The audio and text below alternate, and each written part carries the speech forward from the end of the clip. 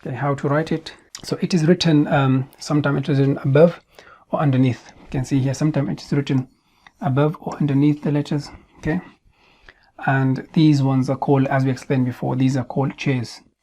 So those chairs, they don't contribute their own sounds to the letter, but it is used as a chair, and it is written like this. Let's see.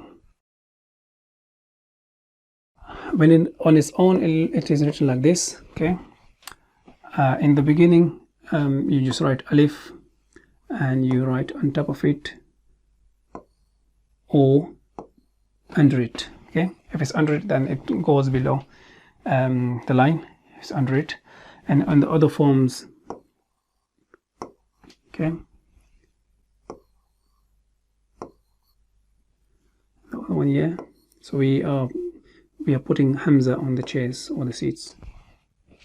Similarly, this one.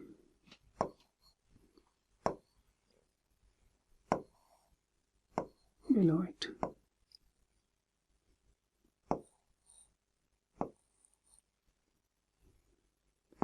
And sometimes you can write like that one.